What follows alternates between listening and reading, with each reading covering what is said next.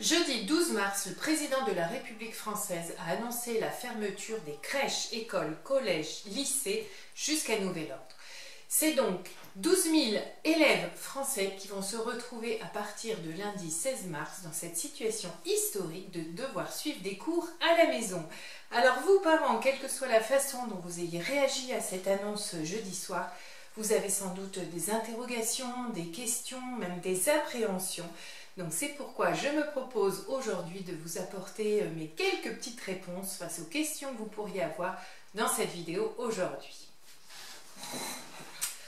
Bonjour, je m'appelle Karine Garnier, je suis la fondatrice de Cap Réussir, la communauté de tous ceux qui veulent aider leurs enfants à apprendre, progresser et réussir. Et à ce titre, j'ai créé une chaîne YouTube, un blog et un groupe Facebook. Sur ma chaîne YouTube, chaque samedi, je propose une vidéo pour aider les parents dans ce sens d'aider leurs enfants. Et là, devant les informations, les actualités, je me suis sentie obligée, utile, on va dire comme ça, de devoir changer un peu ma programmation pour vous proposer une réponse, une vidéo, je m'embrouille par rapport à cette question de coronavirus, école fermée, comment faire? Mais comme je vous le dis, j'agis là dans l'urgence, donc on est samedi matin, je tourne cette vidéo et je vais vous la poster tout de suite après, donc il n'y aura ni montage, ni reprise, etc. C'est presque du direct, ça ne l'est pas pour des questions techniques, mais presque du direct. Donc je vous demande de bien vouloir excuser mes petits bafouillages, reprises, etc. Bref, on est parti pour répondre un petit peu à ces questions. Mon enfant va se retrouver à faire l'école à la maison, comment faire? Alors la première question à laquelle je vous propose d'essayer de répondre, c'est comment s'organiser? Comment s'organiser d'abord dans le temps? Alors la première des choses que j'ai envie de vous dire, c'est allez-y doucement, faites les choses au fur et à mesure. Bien entendu que lundi, tout ne va pas rouler comme sur des roulettes, comme des familles qui pratiquent l'IEF, l'instruction en famille, depuis des années. Bien sûr que vous allez un petit peu cafouiller, tester, essayer, c'est tout à fait normal, on prend le temps. Et la première chose déjà pour moi, la première chose la primordiale, par laquelle commencer, c'est déjà de régler tout ce qui est question administrative. Est-ce que, si vous travaillez habituellement, est-ce que vous avez pu vous arranger pour avoir un arrêt de travail? Vous savez que par rapport à ces questions d'arrêt de travail particulier pour cette situation, vous trouvez toutes les informations sur le site Amélie, MELI.fr par rapport à ces questions. Si votre employeur vous a demandé aussi d'effectuer du télétravail, il va falloir déjà vous poser toutes ces questions, gérer tous ces points pour ensuite avoir l'esprit libéré et voir un petit peu comment on va organiser cette école à la maison. Alors justement, en lien par rapport à ça, vous allez vous retrouver dans une situation différente que lorsque vos enfants sont à l'école, c'est-à-dire que vous allez peut-être avoir 20 élèves, mais peut-être que 3, mais avec des âges aussi différents que par exemple 5 ans, 7 ans et 12 ans, j'en sais rien, je dis n'importe quoi. Vous allez peut-être vous retrouver aussi dans cette situation de devoir faire classe à vos élèves et assurer votre télétravail aussi. Donc on va déjà s'occuper de toutes ces questions d'organisation, voilà, quand il y a plusieurs enfants à gérer ou travail et devoir, et école à gérer en même temps. Alors je n'ai pas du tout développé ici, ce serait trop long, mais ce que je vous propose, c'est d'aller faire un tour sur une vidéo de ma chaîne où j'ai déjà parlé de cette question-là qui s'appelle « Comment aider plusieurs enfants à faire leurs devoirs en même temps ». Je vous mets le lien juste en dessous dans la barre de description.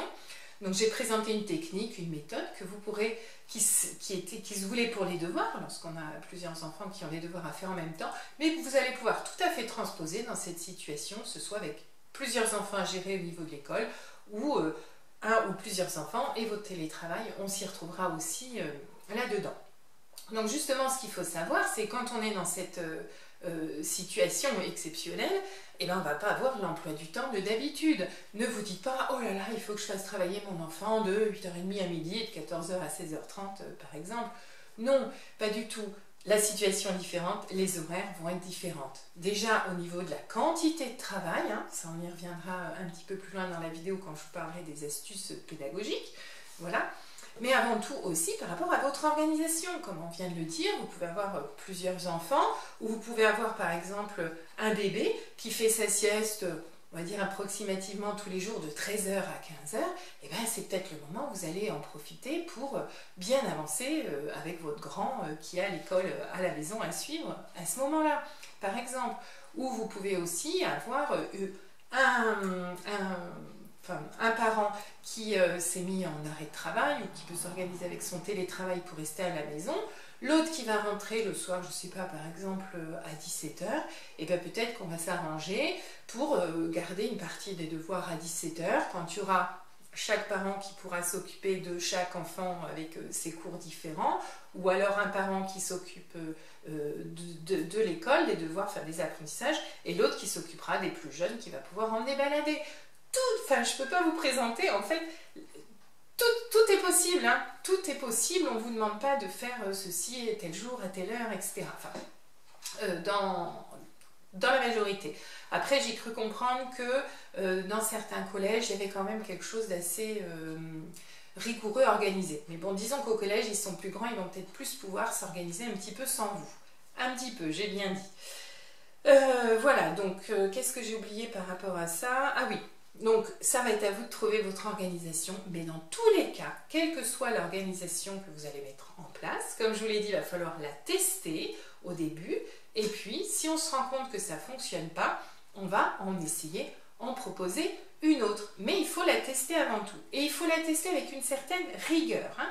Si vous vous dites, on reprend l'exemple de la sieste, on va travailler tous les jours pendant la sieste du petit, eh bien, il faut s'assurer que tout le matériel est prêt, les feuilles imprimées, les cahiers ouverts, enfin tout ce qu'il faut, enfin voilà, on va voir ça juste après, mais que tout est prêt avant que le petit soit couché. Vous voyez, c'est ce côté rigueur qui va être indispensable pour que ça fonctionne, hein.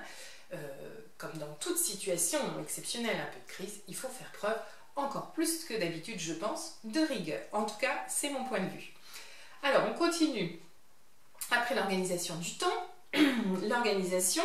Ah oui, ah si, j'ai oublié de vous dire, dans l'organisation du temps, hein, donc je vous ai dit, on n'est pas obligé de faire travailler non plus son enfant 6 heures par jour, hein. Je pense notamment aux enfants de primaire, voire même de maternelle. L'important, voilà, c'est d'entretenir un petit peu ce qu'ils ont appris, mais vous ne vous sentez pas obligé de les mettre 6 heures au travail. Après, au collège, au lycée, je pense que ça va vraiment dépendre de ce qui est demandé par les professeurs. Peut-être qu'ils auront des heures fixes à respecter, ou une quantité de travail qui va leur demander, voilà, plus ou moins d'heures de travail par jour.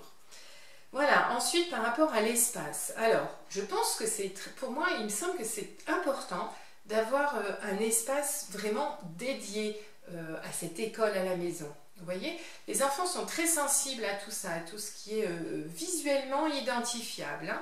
Donc, vous le voyez bien, enfin partout où vous allez dans les McDo, etc., le coin enfant, il est clairement identifiable.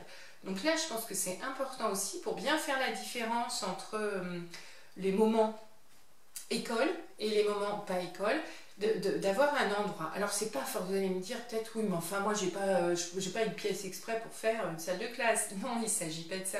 Vous pouvez tout à fait transformer votre salle à manger en salle de classe quelques heures par jour.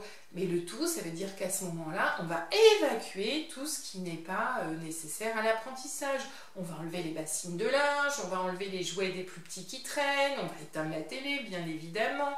On va couper tout ce qui peut être téléphone et sonneries, notifications, etc. qui peuvent déranger. Enfin, voilà, on se met dans des conditions optimales. Et puis aussi, ce qu'on peut faire aussi, c'est se prévoir par exemple un petit panneau, une petite pancarte sur laquelle on aura noté école à la maison par exemple. Ça peut être une première activité art plastique, art visuel, déco, vous l'appelez comme vous voulez, de réaliser ce petit panneau que on sortira. À chaque fois, on pouvez le faire comme moi. Voilà, moi j'ai fait mon petit visuel Capricire sur la télé. Et bien vous pouvez aussi vous amuser à faire ça sur la télé, un panneau en vrai, etc. Enfin voilà, pour avoir ce petit moment bien identifié où c'est le moment école à la maison. Voilà, qu'est-ce que... Ah oui, je parlais de l'ordinateur, justement. Pensez aussi à avoir l'ordinateur et l'imprimante près de vous, prêts à fonctionner, parce que vous allez recevoir beaucoup d'informations, on va voir ça tout de suite après, des enseignants, beaucoup de papiers, d'exercices à imprimer. Il y aura aussi des moments de leçon, sans doute, à voir directement sur l'ordinateur. Donc, pensez à intégrer ça aussi dans votre espace école de la maison, le numérique. Voilà. Donc je vous ai dit que les enfants avaient besoin de tout ce qui était visuel. Vous pouvez utiliser aussi des petits pictos. Ça, même pour les plus grands, hein, je pense que ça leur est bien utile aussi.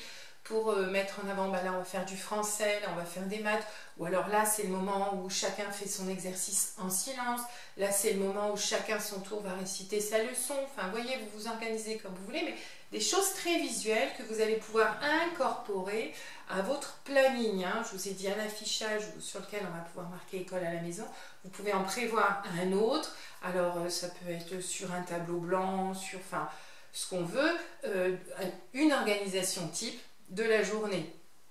Donc je vous renvoie, je vous ai dit à ma vidéo aider plusieurs enfants à faire leurs devoirs en même temps, vous trouverez des exemples d'organisation. Voilà, et aussi, ce que je recommande aussi pour les plus grands, ça va être l'utilisation d'un planeur. Ça aussi, j'en parle dans une autre vidéo.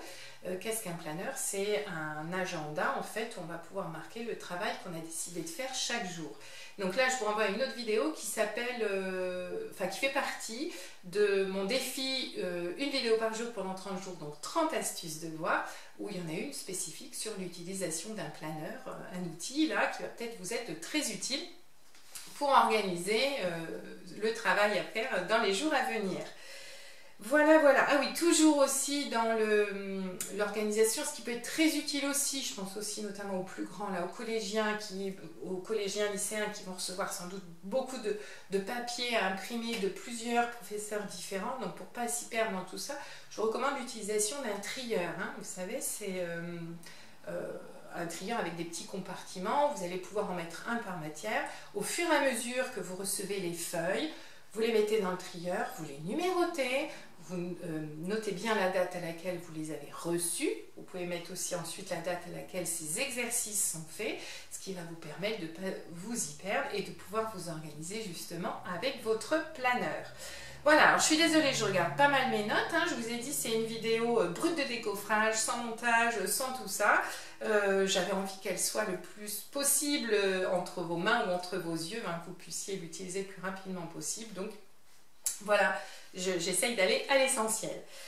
Qu'est-ce que j'ai oublié? Là-dessus, je vous ai tout dit. Donc, on a vu l'aménagement du temps, l'aménagement de l'espace. Peut-être que déjà, avec ces premières idées, vous allez savoir un petit peu plus où aller. Ça va peut-être vous aider à vous calmer. Ça, après l'organisation, mon deuxième point important, c'est tout ce qui est l'aspect émotionnel. On a vu l'aspect organisationnel, maintenant l'aspect émotionnel. Je voudrais vous dire que c'est tout à fait normal de se sentir déstabilisé par cette situation. Moi, jeudi soir, quand j'ai appris ça, ça m'a fait un coup quand même. Hein. C'est la première fois, je me suis dit, mais à quand ça remonte une fois comme ça où toutes les écoles de France ont été fermées? À mon avis, à la Seconde Guerre mondiale. Hein. Mais bon, pas du tout l'idée d'être alarmiste ou je sais pas quoi, on n'est pas en situation de guerre, mais on est en situation de crise. Donc c'est normal, situation exceptionnelle, fonctionnement exceptionnel, et c'est tout à fait normal d'être déstabilisé. Prenez un petit peu le temps là on dit d'accueillir comme ça, de sentir, de ressentir vraiment ce qui vous arrive. Hein. Et cette déstabilisation va se manifester de manière différente. Chez certains, ça va être la colère, on pose pas normal, pourquoi on est arrivé là, machin. Vous voyez, ce côté comme ça, c'est vindicatif. Chez d'autres, ça va être la peur, mais je vais jamais y arriver, comment je peux faire? Oh là là, mon enfant, il va jamais s'en sortir, sa scolarité est fichue. Enfin, vous voyez, ça peut être ça. D'autres, ça va être la sidération, enfin, pas savoir par quel bout s'y prendre, enfin, complètement perdu. Tout ça, ce sont des réactions tout à fait normales. Hein. L'individu est fait comme ça, que quand il lui arrive quelque chose d'assez, les scientifiques disent de saillant, vous voyez, quelque chose qui arrive comme ça, c'est normal que le cerveau vraiment primitif, hein, qui est conçu pour réagir au danger, allume tous les signaux, attention, danger, danger, danger, et cette façon de réagir assez, comment je pourrais dire, difficile, enfin, négative, vous voyez, des émotions compliquées. Donc c'est normal, il faut du temps, voilà, vous allez pouvoir utiliser, allez vous balader dehors, utiliser la respiration, vous poser, enfin prenez le temps un petit peu avant de vous lancer dans l'organisation de l'école à la maison. Prenez le temps de souffler et de vous dire mais qu'est-ce qui se passe, qu'est-ce qui arrive, prenez le temps d'en parler, voilà, enfin voilà, moi vendredi matin j'en ai parlé avec un collègue assez longuement ce que ça nous faisait, quoi, cette situation, de ce que ça réveillait en nous, enfin, des choses importantes, enfin, voilà. Donc, prenez vraiment du temps par rapport à ça. Et une fois, donc, que vous aurez pris le temps de digérer un petit peu tout ça, que vous aurez pris le temps de vous assurer qu'au niveau administratif, tout est calé, et que vous aurez commencé à réfléchir à l'organisation, je pense que ça va aller déjà nettement mieux. L'autre chose aussi importante par rapport à l'aspect émotionnel, c'est de vous rappeler que de toute façon, vous n'allez pas rien faire parfaitement. De toute façon, personne ne fait jamais rien parfaitement. L'important, pour moi, l'accord Toltec que je préfère, c'est faites de votre mieux. Faire de son mieux, ça me semble vraiment quelque chose de très important. Si on a toujours ça en ligne de mire, et ben on se dit oui, là j'ai fait de mon mieux. Ben, mon mieux, c'était pas tout à fait ce qu'il aurait fallu faire, mais c'est comme ça. À ce moment-là, pour moi, j'ai fait ce que je pouvais, j'ai fait de mon mieux. Donc ça, c'est vraiment quelque chose d'important à vous dire, à dire à votre enfant aussi, parce que vous allez être perturbé, mais votre enfant aussi. Hein. Peut-être que dans un premier temps, soit il va être triste parce qu'il ne va plus aller à l'école, voir ses copains, sa maîtresse, etc. Ou les collégiens, enfin voilà, retrouver leurs amis. Ou peut-être qu'il va être super content, ouais, c'est comme les vacances, machin, etc. Dans tous les cas, il va y avoir une première effervescence, et puis après, il risque d'être un petit peu chamboulé, et de vous dire au moins 3 fois par jour, oui, mais à l'école, on ne fait pas comme ça, oui, mais au collège, c'est pas comme ça. Vous voyez, ce côté-là, il va être perturbé. Donc, répondez-lui dans ces cas-là, je sais, je fais ce que je peux, j'essaye de faire de mon mieux, et je te demande d'essayer aussi de faire de ton mieux. Et ça va bien permettre, normalement, de faire descendre la pression. Voilà. Et justement, par rapport à ça, enfin, je voudrais vous rajouter aussi quelque chose sur cet aspect émotionnel. C'est cette citation que vous connaissez déjà sans doute, hein, qui est attribuée à beaucoup, mais qui semblerait être attribuée à Marc Aurèle. Je vous la lis, hein, parce que je la connais à peu près, mais pour la connaître de manière juste, je vous la lis.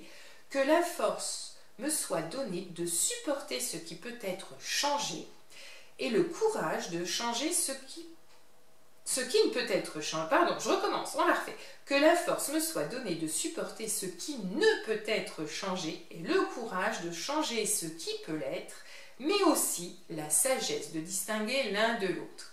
Alors oui, moi je la connaissais un peu, force, courage, etc. Mais j'avais plus les mots exacts, donc vous la connaissez sans doute sûrement aussi.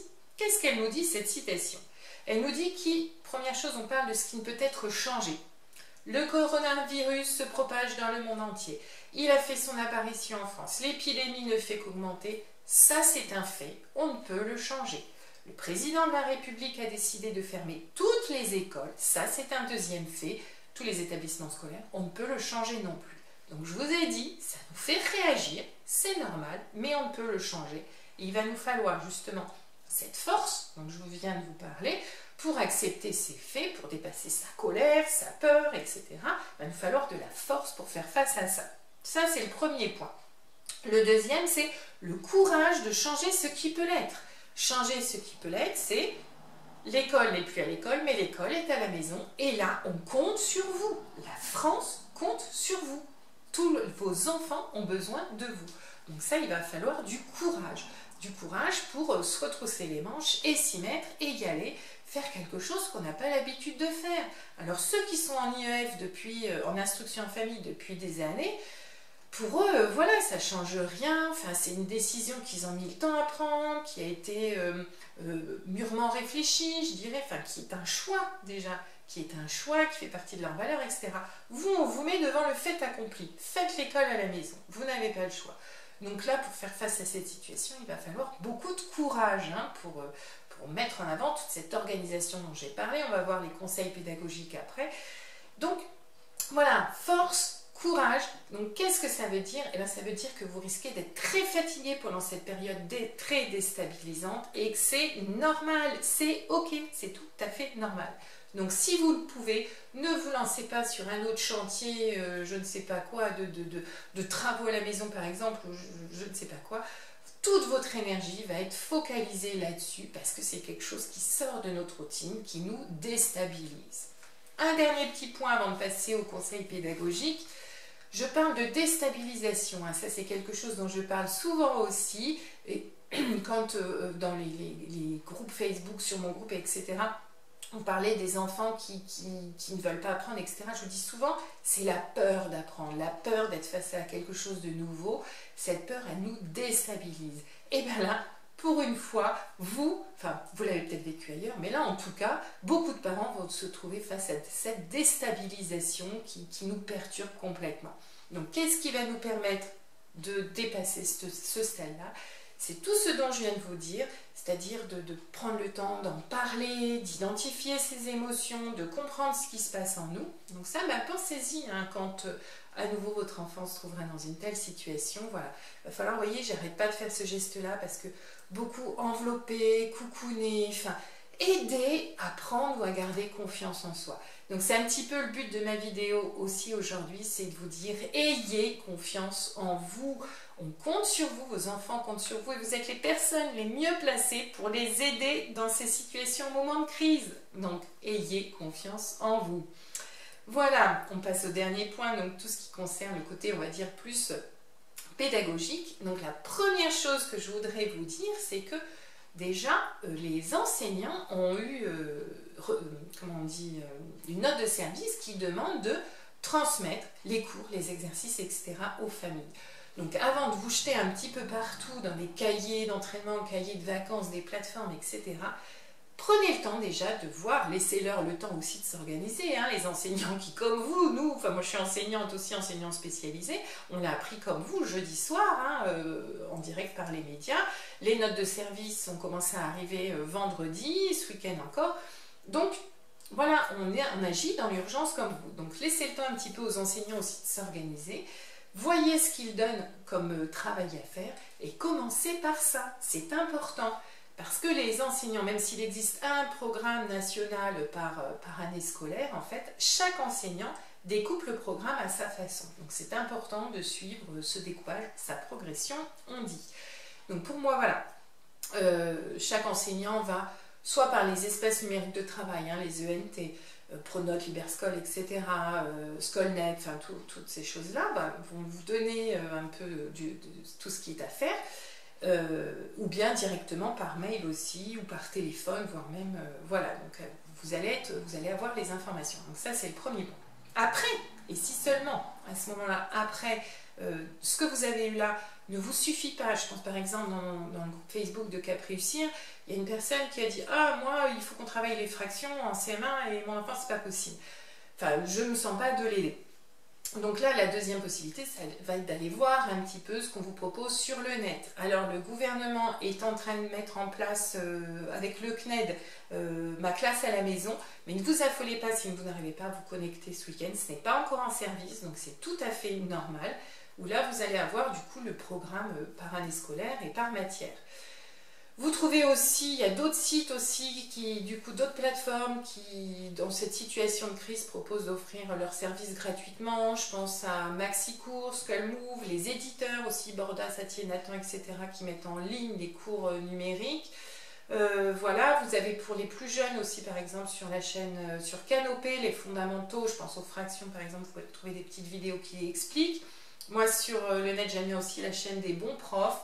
Donc voilà, vous pouvez aller trouver ensuite ce qui vous manque pour vous aider à expliquer une notion qui n'aura pas été comprise par votre enfant. J'insiste, pour l'instant, là, en ce début de période d'école à la maison, je pense que les enseignants vont surtout donner des choses à revoir, à consolider, à s'entraîner, mais ils ne vont pas vous demander de faire apprendre des nouvelles notions. En tout cas, dans un premier temps, si les choses se terminent, ce sera peut-être autrement, mais voilà. Gardez bien ça en tête pour l'instant. Faites automatiser, entraîner, acquérir ce qui a déjà été expliqué et ne vous lancez pas dans des nouvelles notions. Voilà, tout ça je l'ai dit. L'emploi du temps aussi, j'en ai parlé. Ah oui, ensuite, le dernier point peut-être sur lequel je vais venir, c'est que vous avez à certains moments, on vous demande peut-être des heures fixes ou des choses qui vous semblent assez rigides, vous voyez. Je pense que c'est aussi l'idée de garder un collectif. Parce que là, qu'est-ce qui se passe? Vous savez, l'image que je vais prendre, ça me fait penser au collier de perles qui éclate là. Voilà. Quand le président a dit école à la maison, école fermée, c'est un petit peu comme si le fil a coupé et que les perles s'éparpillent partout. Donc il va falloir trouver que les enseignants trouvent malgré tout des façons de rassembler un petit peu leurs élèves qui s'éparpillent dans tous les sens. Et c'est peut-être pour ça que des fois ils vont vous donner des consignes qui vous paraissent vous ne comprenez pas l'utilité, qu'est-ce que ça peut bien faire. Je sais pas, je regarde ça de loin parce que j'ai l'impression que voilà, au niveau des collèges, on donne des heures particulières pour faire les exercices, les devoirs, etc. Vous allez me dire, mais qu'est-ce que ça peut leur faire s'il fait à 8 heures ou à 10 heures? Ça leur fait rien. Mais c'est pour garder cet esprit collectif. Parce que comment ça va se passer quand cette situation de crise va être terminée et que les enfants, les jeunes vont retrouver à l'école, quand ils vont retourner à l'école, quand ils auront passé peut-être un mois, j'en sais rien, enfin voilà, à suivre leur rythme, à suivre le rythme de la famille, et qu'on va se retrouver dans un rythme collectif, de collectivité. Donc je pense qu'il faut toujours avoir ça en tête, hein, c'est de se dire, voilà, on ne calque pas l'organisation de l'école, c'est pas possible, on est à la maison dans des conditions différentes, mais en même temps, on garde bien ça en tête de garder un espèce de collectif à distance. Hein. Là, pour le coup, je pense que Internet va beaucoup nous y aider. Voilà un petit peu ce que j'avais à vous dire, hein. Je pense que j'ai fait le tour. Alors si vous avez des questions particulières sur cette organisation de l'école à la maison, mettez dans les commentaires. Si vous voulez que je vous fasse des prochaines vidéos sur des sujets particuliers, ben, n'hésitez pas, je vais essayer.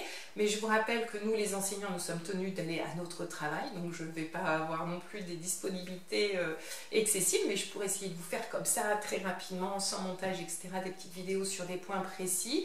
N'hésitez pas aussi à rejoindre le groupe Facebook de Cap Réussir, où là on pourra échanger en direct les uns avec les autres. Vous pourrez aussi avoir des petits conseils de parents qui sont en IEF depuis quelques années. Voilà, prochainement, alors j'avais prévu de publier une vidéo sur faut-il faire des fiches de révision. Je pense que là ça vaudra le coup quand même que je la publie parce que peut-être ceux qui ont du temps, enfin, vont se poser cette question-là, ils pourront en faire. J'avais une autre vidéo aussi en prévision sur comment faire quand il y a beaucoup de devoirs. Alors là, on se trouve dans une situation différente, mais en même temps, dans mon groupe, il y a aussi une maman qui a dit « Oh là là, ils reçoivent des polycopiés à n'en plus finir et au moins 6 heures de boulot par jour. » Donc ça pourrait être peut-être intéressant que je la publie aussi. Voilà, ce qu'il y a d'autre. Enfin, j'en ai d'autres aussi en prévision sur les annales, quelles annales choisir pour le brevet, comment apprendre une leçon de sciences. Enfin, voilà. Donc, n'oubliez pas de vous abonner à la chaîne si vous voulez être tenu au courant des prochaines vidéos et de cliquer sur la petite cloche si vous voulez recevoir une notification pour ne pas louper les vidéos. Voilà, partagez vos astuces, partagez vos impressions dans les commentaires. N'hésitez pas surtout à diffuser, à partager cette vidéo. Elle a pour objectif de rassurer, d'aider et d'accompagner les familles dans cette nouvelle mission qui va être la leur à partir de lundi. À très bientôt, bye!